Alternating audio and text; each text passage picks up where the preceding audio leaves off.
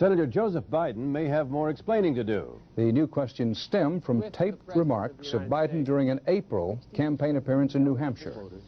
I went to law school on a full academic scholarship, the only one in my class to have a full academic scholarship. Went back to law school and in fact ended up in the top half of my class.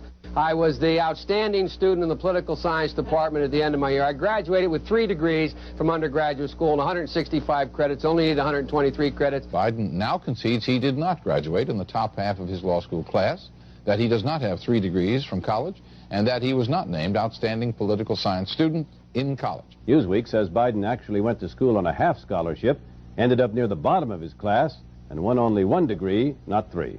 Joe Biden ranked 76th in a class of 85 at the University of Syracuse Law School. I mean, this guy comes off this whole thing as a flyweight. Now Biden says Newsweek is right.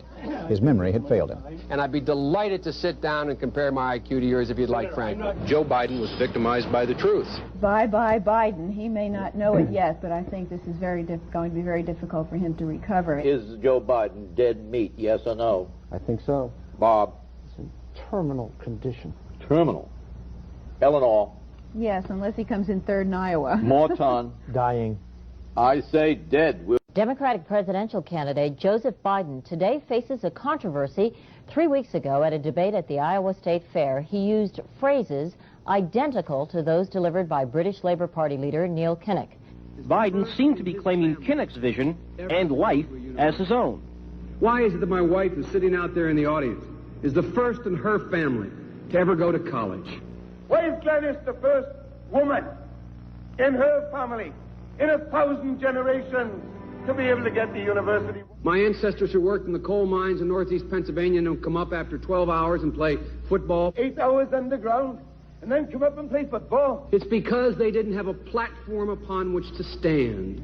There was no platform upon which they could stand. The notion that every thought or notion or idea you'd have to go back and find and attribute to someone, I think is, quite frankly, ludicrous. The problem here is that Senator Biden told his audience he'd just been thinking about these things, and he failed to give any credit at all to his famous British speechwriter. You know, I was thinking on the way over here. Now, that's a little too much, because, as you point out, what's behind the words? What's there? And a lot of people that rap on Biden has always been that it's just a surface. I should have said, to paraphrase Neil Kinnock, it's the only time I didn't, and all the times I've ever used it. But CBS News found a tape of a second instance.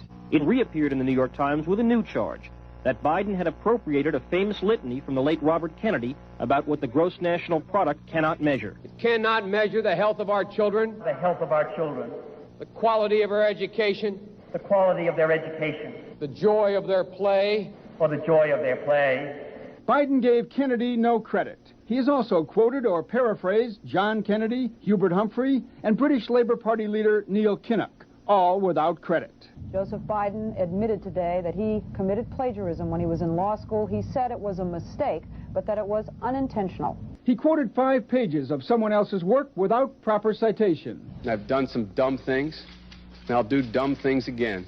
He was given an F. So, ladies and gentlemen, I've been dumb. To the political community in Washington, it all seems of a piece. Plagiarism at law school, plagiarism on the stump. The great communicator. Strike that.